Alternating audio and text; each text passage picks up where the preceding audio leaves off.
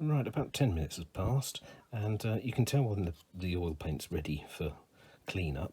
It's when it goes matte finish on the actual brown of the oil paint, so that's good enough now. So if you just use your finger and just rub across these panels, it's very subtle. What it does is it just wipes off onto your finger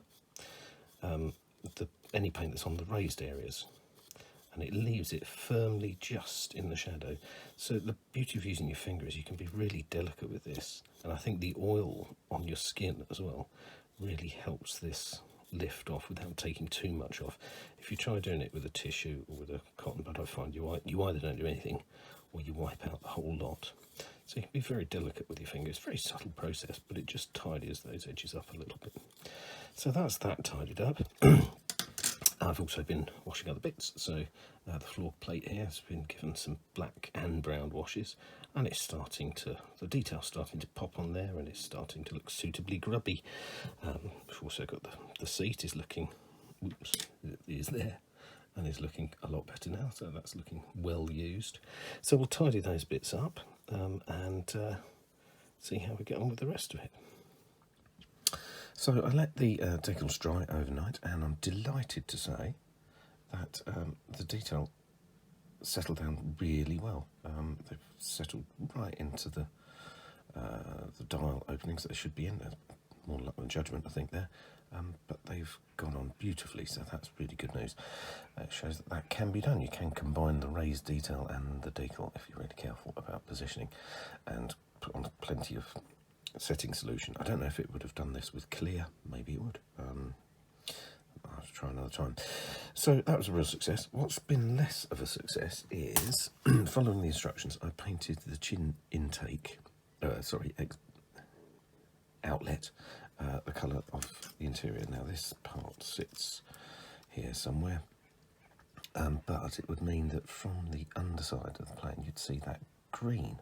See a good part of it anyway, and I'm not convinced that's correct. I think that should be coloured the same as the underside of the aircraft. So what I'm going to do is try a little experiment, something I've never tried before. I've heard that Dettol does a good job of stripping paint off, so we're going to dip this and soak it in a bath of Dettol and see if that's the case. Let's find out. If it is, it's another top tip. Before we get on to the next stage, which is dry brushing, we need to do a matte varnish. Dry brushing goes on matte, washes go on gloss. So this is the stuff that I use, Winsor & Newton Artist Varnish. It's very thick. I put a screw in there so that when you shake it around, you can get it to mix up properly. As it's so thick, I tend to dilute it about 1 part of this to 2 or 3 parts white spirit, mixed in a tray and applied as usual with a fairly flat brush. It can be hard to see where you've got it and where you've missed, but you'll soon know when it dries. It takes a while to dry, and you need to be a little bit careful that your oil paints for your washes are all fully dried, otherwise this will reactivate them and they'll start smearing about all over the place, and oil paints can take quite a while to dry. But well, give it overnight at least, and then you should be all right to do it. For the dry brushing for the green base, I'm going to use a combination of the green that we already used and add a dash of white to brighten it up a little bit. So get my wet palette out again.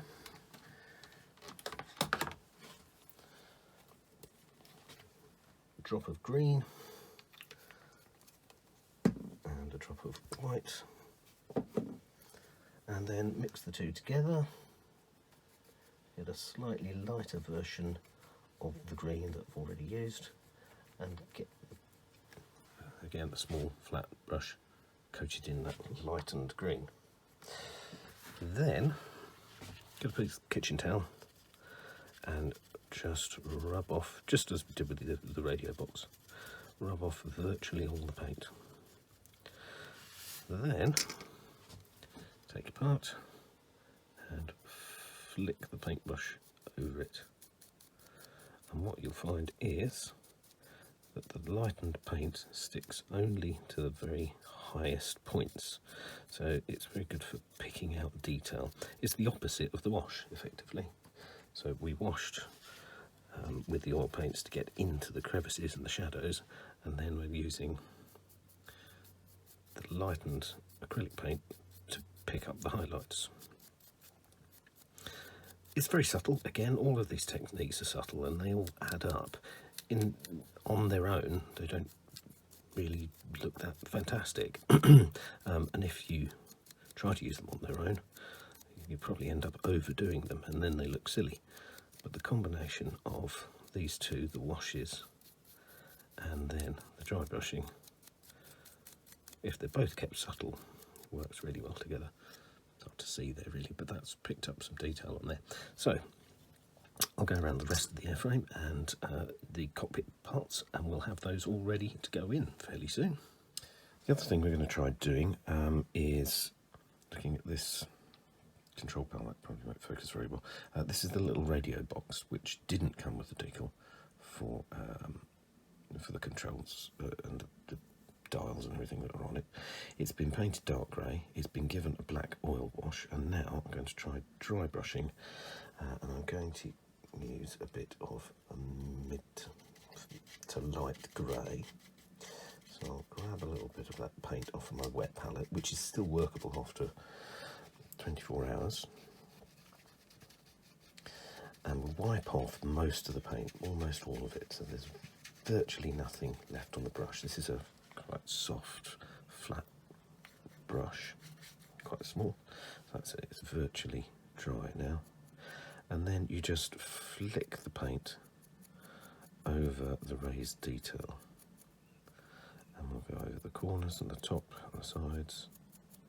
And what this will do is just deposit the paint on the very highlight parts of the part.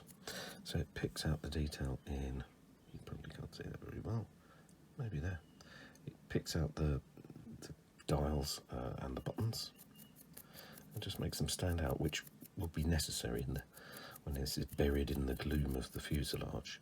It's going to be quite hard to see that even if it was brightly coloured. And as it's black, it's not going to show up very much, so we'll go kind of pretty over the top with this dry brushing to make sure that those details are visible. So that's looking quite decent.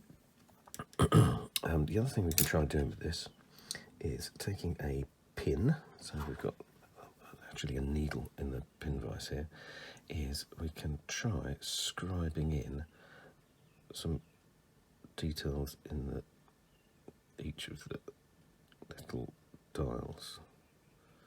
So we'll put some little marks, and what this is doing, I'm just scratching back to the base plastic, which is light grey, just to give an impression of some information within those little windows.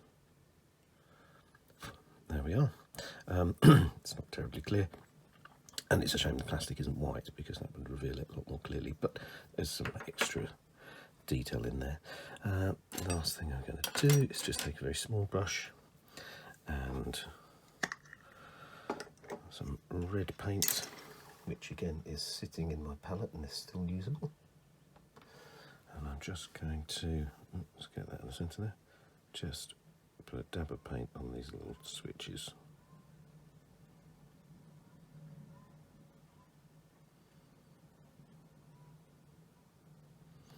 There we have our little radio.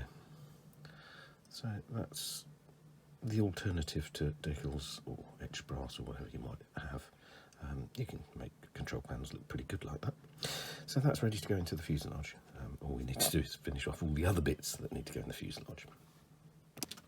The other thing that I've done in preparation for all of this is I've just added some seat belts here to the seat. So they're just a bit of Tamiya tape stuck down onto my cutting board and painted in a kind of khaki colour, and cut into strips and make some buckles out of bits of fuselage just bent up, and then they're stuck in place, and a bit of brown oil paint put on there to give them a little bit of variation, a bit of colour to weather them in. Everything's looking okay. I ran a bit of light or medium grey over the black panels in the in the sidewalls and over the control panel. And the only thing really this needs now is some gloss, some shiny material in each of the dials to differentiate those and make it look like glass. There's a couple of different approaches you can take with this and different products, and the one I favour at the moment is this Gorilla Clear Glue. You can use it for gluing canopies as well. It does what it says, it dries completely clear, and it's all right as a glue. It takes a long time to dry, but it's particularly good for doing headlights and lights and dial faces and things like that.